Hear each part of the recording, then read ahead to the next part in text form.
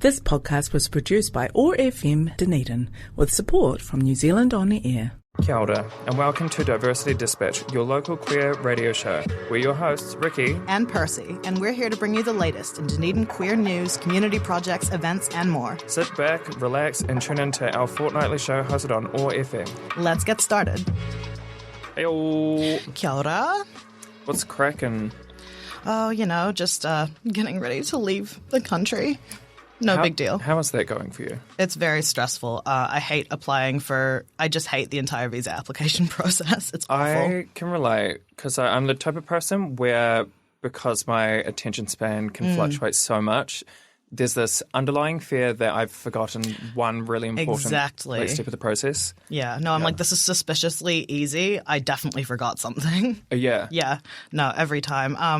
And yeah, no, it's one of those things where I'm kind of going through the process and I'm like, yeah, okay, I can see how this system was made to not be friendly to people who speak English as a second language. Yeah. Like, some of the, oh my gosh, yeah, it's ridiculous. I hate it. Or even like people with disabilities, you're like, I see, like it's meant to be difficult to Well, in New Zealand, people. I don't even think you're allowed to, they won't let you into the country if you have an autism diagnosis. Yeah.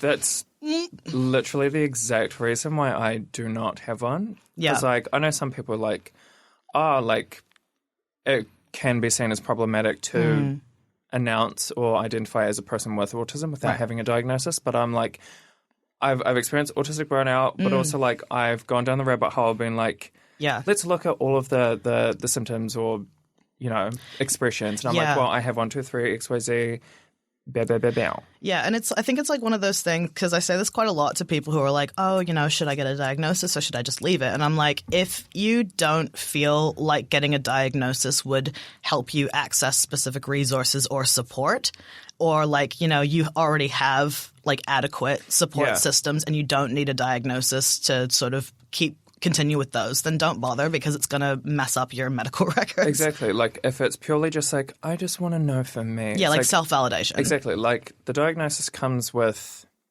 backlash. Yes, 100%. Like it's not deserved backlash, but it does come with some nonetheless. Like it can impact immigrating. Gender transition and gender healthcare. Oh my God. Does it really? Yes. They were like, oh, are you sure that you're trans? But maybe you're just like hyperfixating on being a different gender. And I was like, maybe you should shut up. You're like, I mean, hyperfixations typically will peter out after a while. And it's like, well, if this one hasn't, like then maybe. But also like, if they knew anything, they would know the correlation between the two is like enormously common. Yeah. No, there's a huge overlap between neurodivergence and queer identity. Yeah. Also, I was on TikTok the other day and I saw a creator talking about, what was she saying? So she had both ADHD and autism, like I do. And she was saying that like working or finding employment's really difficult because she has to choose between taking her medication, which turns her into a fantastic worker but prevents her from masking. Yep. Or not taking medication and having like a fantastic mask and a personality, but not being able to focus enough to do like a good job. That's exactly what it's like for me. Yeah, same. And I was just like, thank you so much for saying the quiet part out loud. No, 100%. Yeah. Yeah, or like, because I get a lot of feedback from my like manager and stuff like, oh, you're really, really good at like 2 or 3 things and you're good at stuff that you don't really want to do. Like, so, why can't you just suck it up and do it? And I'm like, because it is so draining that I literally can't speak to people when I get out of work. Literally, it's like you aren't seeing what's happening on the inside. Exactly. You're like, I'm having to. It's like, imagine somebody who's. I'm trying to think of an example that is appropriate.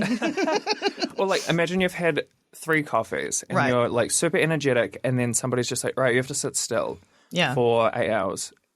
Like, that would be hard for any person. Yeah. But it's like, imagine if that coffee is just your body. Yeah. Or like even, like imagine like somebody, like one of your relatives, like died, right? Yeah. And you have to go into work the next day, and everybody is asking you questions about that specific relative, and without knowing that they've like passed away. Yeah. And you're trying to like keep it all together and pretend that you're not affected by it. That's what it feels like to like interact with people when you're autistic, I feel. I'd say that's a really good way of putting it. Yeah. Or even just like if that exact same scenario happens, they're like, today we're doing team building. All right, so just like, let's just be happy and laugh and have a good time. And talk about our feelings, but not the bad ones. Literally. Oh my goodness. Yeah, that's it. Yeah, 100%.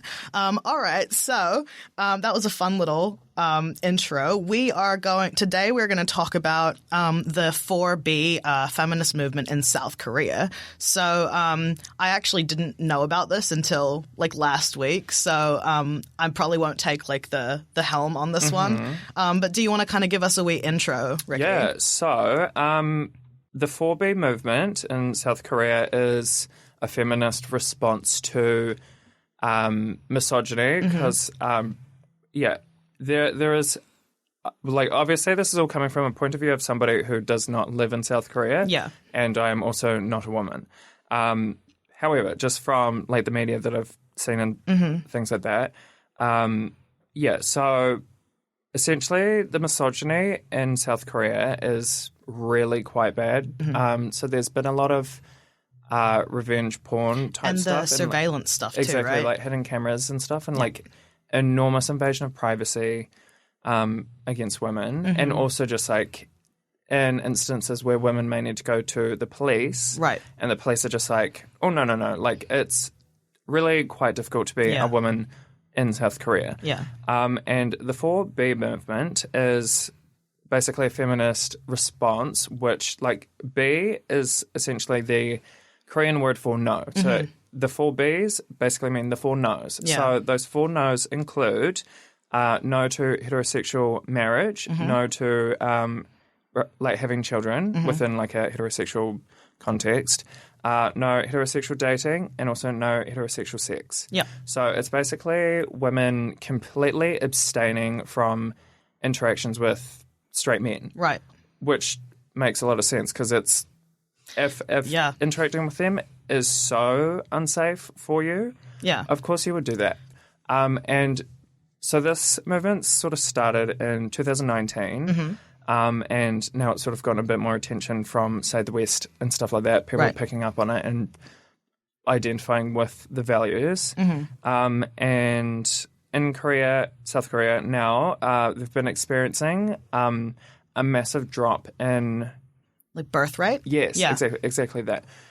So obviously the government's panicking because they're like, well, if there's no new generation coming, or it's like... Who's going to work? Literally. It's like, who are we going to exploit? So the government have been offering like care packages for women. Like, we'll pay you this amount if you have children. Yeah. Like, they're trying to... And I think they had like free childcare and also extended parental leave as well. Yeah. Yeah, so basically like the government's really concerned. I've seen a few TikToks about the amount of primary schools who don't have any children in them. Damn. This could also be, conflated. Right. Because obviously we don't live there. Where my brain's... That's okay. Do you want to like think about... Because I'm happy to bounce off of that a little bit. Yeah, that's really... Because I was just thinking about... back in the day, I was doing a... like high school project on the sort of birth rate in China specifically. So it was looking at like what sort of happened after the one-child policy, and after that was repealed, the ways that like sort of culturally like the two like sexes kind of navigated that space. And so it was essentially saying because of directly related to misogyny, a lot of like baby fetuses that are gendered as female tend to get terminated before they are born because the preference is that a male can continue like the family line and stuff like that. Yeah. But so what's happened is that because of the one child policy, and then they only have one male child and that's it. You've got this like massive amount of single men in like the 30 to 40 age demographic, and then a really, really small number of single women in that same age range. And so what's happened is that because there's this really high demand for women, basically, which sounds really gross, but but then the women in this age demographic have gone, actually we don't want to just spend our entire lives as baby factories, and we want to like go to school and learn a trade and get a job and start a family on our own terms rather than because there's so many men who want to get married and have kids. Yeah. And I was like, oh, that's really interesting because it's really similar kind of in I guess the discourse to the 4B movement in terms of like actually we're going to reject the sort of cultural expectations of the society we live in. Yeah, well, it's like when the patriarchy sort of advances to a point where like it's so interesting that you said that because the fact that it advanced to a point where people were just not having like girls. Yeah, exactly. As children, like they would try and actively prevent it. Yeah. And then now in this position where predominantly men as adults and a very select few women, it's like, and also, like women obviously, not every woman wants to have children. And also, because there was somebody on TikTok who was saying that like the choice not to have children is the most effective and also the most peaceful protest against capitalism. Oh, 100%, yeah. Because it's like if you were denying, the elites another generation to exploit, then things have to change. Exactly. And I think it also, I really enjoy it as well because it actively challenges sort of the nuclear family model as well. It's like you need to have a mom, a dad, and 2 children and like a dog maybe. Yeah. So it challenges the way that we understand what like family means, and that in turn, goes to change things like legal legislation and stuff. Like, for example, a really good one is allowing same-sex partners to visit their partners in hospital. So not that long ago, I don't know the exact time frame, but not that long ago, it was you could only be like the married partner in order to visit like your loved one or like a family member or whatever. And so obviously when same-sex marriage was illegal, you'd have tons and tons and tons of queer people who were not able to visit their significant others in the hospital because they weren't family but they weren't married. And so, it's stuff like that. So when you start normalizing the idea that you don't need to be in a heterosexual marriage with children to be considered a family, that in turn changes sort of, I guess, that has legal repercussions as well as like social. Yeah, because there's this another creator on TikTok that I follow, and her entire platform is her reading out submissions of like actual stories from mothers who regret having their children, or the opposite. Right. So basically, there's a lot of women who didn't want children, but then either their husbands' families would be like, oh, no, or like we'll be here, don't worry, like we'll take care of everything. Yeah. Or even their own families be like, no, it's like, I know you don't want them now, but it's like once you have them, like you'll change your mind. Exactly, like something will change in you. And then essentially them sharing their stories of them being coerced into having children, and then the moment that happens, the people who are like, oh, we'll be here, vanish. Yep.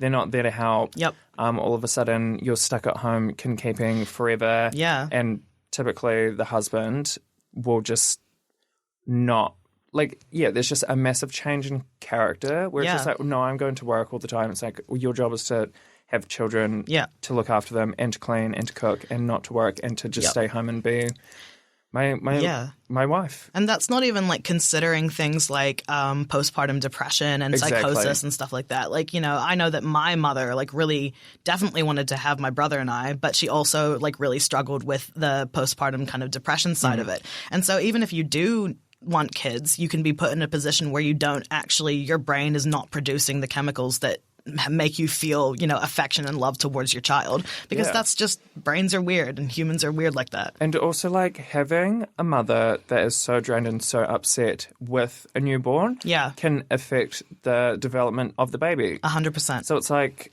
in one of these stories, there was a woman who basically had postpartum depression for like pretty much the whole time afterwards. Right. And then their child ended up developing like autism, but like in a very severe, like high needs type. So it was really quite difficult. And me hearing the story, I think because her circumstances, her emotional well-being was so like severely lacking, I would assume that would have impacted the development of the child. Yeah. At least to some capacity. Yeah, or at least, on a subconscious level. And just disclaimer, I'm not a professional psychologist. This is entirely just based off of, like, the knowledge I already have. But, yeah, I mean, I wouldn't be surprised if even subconsciously the kid started going, oh, look, if I'm not presenting with very high support requirements, I'm not going to get any attention. Like, I'm not going to get any affection. I'm not going to be interacted with. So if I begin to – or, if I sort of increase the intensity of, like, my meltdowns and I increase the intensity of my emotional response to things, people will be more likely to pay attention. Yeah. Yeah. And I don't think that, like, attention seeking. I really hate that as, like, a derogatory term. I do too. I think it's, like, the literal, like, low-hanging fruit of gaslighting. Yeah. Like, there's so many other things you can go for. And actually, sometimes people do need attention for, like, legitimate reasons. Attention is a literal human need. Yeah. We're social. Like, we need to interact with each other and we need to talk to each other. And, that's crazy to me. But, kind of circling back to the 4B movement. Yeah, I was looking at the it was so interesting to me because I was sort of looking at older pieces of text and media that kind of encapsulate like a similar vibe. And there's a lot of really interesting sort of like ancient Greek and ancient Roman plays where the main theme is women are literally withholding sex from men as a form of protest. And I was like, yo, I know what that is. I really liked your point earlier about how this type of sort of protest and even just the act of choosing not to have children by itself is inherently, a political act and is, one of the easiest ways to peacefully protest against the establishment. And I was like, hell yeah, that's great. Which is interesting because, like, it really shouldn't have to be a protest. The expectation that people are going to have children is so high that you literally have to announce that it's like in protest to just choose not to. Exactly. Like, it's funny because like even my own family, my parents were like, would really like grandchildren. I'm like, girl, what? Not from me. Yeah. I'm like, no, I don't have the attention span for that. I don't even have the attention span to walk past children in public that are running around. Yeah. I'm like, you're going to trip me or I'm going to accidentally kick you. Yeah. Like, get away. No, yeah, exactly. I was going to say something really interesting and profound, but I forgot what it was. Oh my God, that's probably my fault. But also, like, I'm on the same page with that. All right, let's try to think of our points. Okay. Yeah. Two ADHD people be like, so what? No, sorry. Yeah, no, I promised that we came in knowing what we were going to talk about, but now we don't. So yeah, that's fine. Because, like, so back to the, like, creator who's sort of discussing, a lot of marital problems. Yeah. Yeah, it's like, it seems like a lot of, like, heterosexual men just fully flip the script, like, after either marriage or pregnancy. Yeah. Because it's like, once you're past a certain stage, like, you can't go back. Yeah. I mean, marriage, you absolutely can. Yeah. But like... Yeah, once the, like, fetus has grown to a certain size, most places will not terminate it. Just exactly. Because, yeah. And it's just like it pains me to think about how much discernment women in the modern age need to, like, have when choosing a partner. I know, yeah. It's like playing Russian roulette. Except it's like 5 bullets and 1 no bullet instead of, 5 empty chambers and 1 bullet. Russian roulette, like, is my heterosexual male partner a normal, like, respectful person? Yeah, and it sucks that you have to, like, basically, like, almost get yourself into situations that are really high intensity and high stress, like having a kid or getting married, in order to see, like, your partner's true colors or whatever. Yeah, and then also just being like, the discussions that we had around our family unit before actually having a baby, Yeah. are those going to be upheld? Yeah. I was sort of thinking about this the other day because, like, the amount of stories exactly like that Yeah. is astonishing. So I'm wondering if, you know, like, say, for example, if like a mother or like somebody who, a woman or femme who is being asked to have children, Yeah. but isn't necessarily on board, do you think that it would be reasonable for that mother to have like legal support when it comes to these people have stated that this is the amount of help that they will be offering, Right. because it's like, Oh, yeah, I see where you're going. so if yeah. somebody's just like, no, we'll support you in any way we can, and then all of a sudden Yeah. they vanish, it's like that happens so often. Yeah, and the thing is that, like, from a legal standpoint, that doesn't hold up in court at all unless you have a written signed agreement. Exactly. And that's the worst part, is that you can't pull somebody up and bring them to small claims court for, like, a verbal agreement that you had 2 years ago. And that sucks. Like, but also, I mean, I understand why, because, oh my God, that would just create horrors. Yeah, well, it's like even just that legal agreement, you know how it takes a village to raise a child? Yeah. I suppose that legal agreement would ensure that there is a quote-unquote village. Yeah. Oh, gorgeous. Yeah. Yeah. We've just been like breezing through this. But no, yeah, 100%. And I don't know, like there's something very I don't mean sexy in like its literal meaning, but sexy as in like, oh yeah, vibes, love it. Yeah. There's something very sexy about sort of the act of like, oh yeah, I will have relationships and marry and have sex with literally anyone else except for straight men. Yeah. Like, that's so funny. It's like, babe, like you'd be invited to the party too. All you have to do is not like be nice. 100%. Yeah, it's like, yeah, it's one of those things where it's not a problem until straight men don't get it, and something gets withheld from them, and then it's like, oh well, we want this, and it's not fair. Well, it's like that's, you know, like, oh, we need to do an episode on incels. Like, Please, I really want to. I think that's going to be great. yeah, because like, yeah, the incel community being like, oh, like I'm a nice guy and I don't get attention from women. It's like, you're filming this from your like gaming rig in your bedroom. Yeah, when's the last time you cleaned your keyboard? When was the last time you left that room? Yeah. Like, is that a bottle in the background with yellow liquid in it? Yeah. Is it Mountain Dew? Is it piss? Who knows? Hey, yum. No. Oh my God. We gotta put you on like a 3-strike warning. Yeah. We need to cut that out. That's fine. It's fine. It'll be fine. But yeah, no, like, and it's the act of like, you know, instead of sort of protesting for something to be added, it's withholding something from someone as a form of protest, which I think in a lot of cases, especially when it comes to like, when you're trying to lobby politicians, when you hit them where it hurts, like, you know, you stop buying their stuff and you stop promoting their information, and then they start losing money or they start losing social standing. That's, I think, is the sweet spot where you can actually make real meaningful social change. Yeah, and I would say that, like, obviously there's been a lot of transphobia, a lot of, like, anti-drag queen rhetoric happening all over the world, well, specifically here in, you know, the US.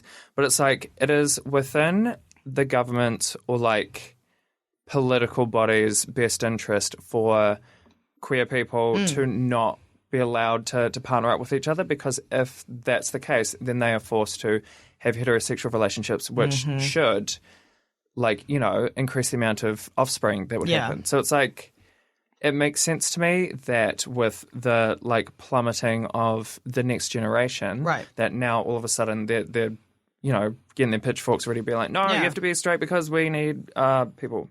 No, 100%. Yeah, it's one of those, like, I mean, like, I wouldn't be surprised if it turned out to actually be a bit of a conspiracy where it's like, yeah, if you're not having children, you're not like your time isn't being taken up by a kid, which means that you are free outside of work, which means that you are able to read and educate yourself about like social history and social movements, which means that you're more likely to become like radicalized. Yeah. And so when you take all of that out by inserting like a kid into the mix, suddenly people are too tired to do stuff after work. They're too tired to socialize. They're too tired to go to protests. They're too tired to promote stuff on social media. And so you have this like very you kind of sink into this like complacency almost, and so the status quo is able to be upheld for longer.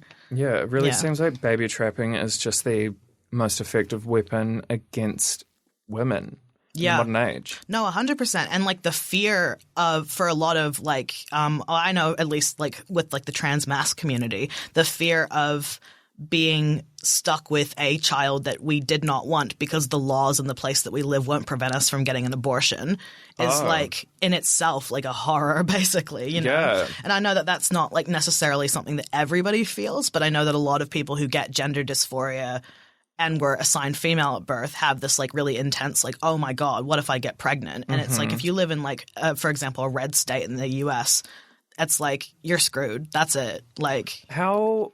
I mean, I don't know how long we've got left, but like, not very long. The process of getting like your tubes tied as like a trans mask. It is a bit of a nightmare. In most cases, you have to sort of fit a very specific demographic, and even then, it's like a 2 or 3 year wait, and so you just have to sort of. Because obviously a lot of women like struggle to have those procedures done. Yeah. So I'm wondering if for a trans mask. Yeah, I mean, that could definitely be something we could sort of explore. I will have to cut you off That's because okay. we're just about to finish up. So thank you, everyone, for tuning in, and we will catch you in the next episode. Bye. And that's a wrap for today. Diversity Dispatch airs fortnightly on Thursdays at 5 p.m. So if you like today's episode, then be sure to join us in a couple of weeks for the next installment on ORFM. And check out the podcast on oar.org.nz and your favourite podcast platforms. Tune in for more chill chats, fun facts, and upcoming local events on Diversity Dispatch. This podcast was produced by ORFM Dunedin with support from New Zealand On the Air.